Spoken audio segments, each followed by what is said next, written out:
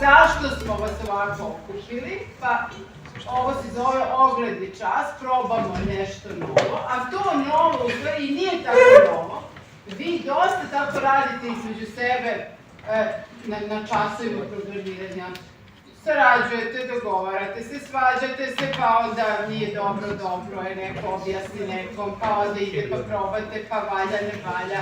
I primetili smo da to neki put bolje dopre do vas nego ono što vam mi pričamo. Pa smo zato rešili da vidimo kako bi to izgledalo da, eto, treći razred, koji je ovu deljivost učio već 3 godine, na različitim nivoima, od osnovnog do baš onako napredu, kako bi sada oni, kad sve to znaju, to preneli vam. A vi ste tu da, isto da vidite kako to vama izgleda, pa možda ćete i vi sledeće godine to da radite s nekim budućim prvacima.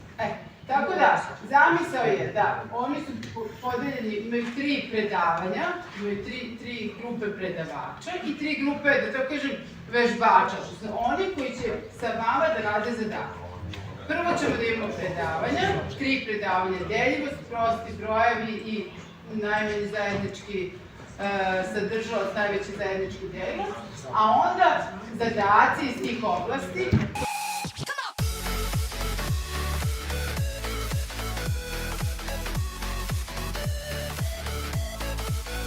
Jedna pomoćna promenljiva, pošto konstantno vršimo menjanje same vrednosti promenljive B, potrebno je da sačuvamo negdje kako bismo mogli kasnije da je vratimo u promenljivu A.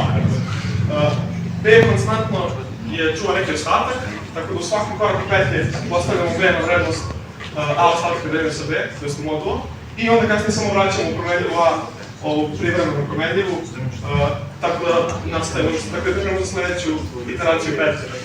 I povratna vrednost funkcije će biti A. Dakle, kad dođemo do slučaja da je B 0, prekida se petlja, u A ostaje taj poslednji ostatak koji deli sam broj,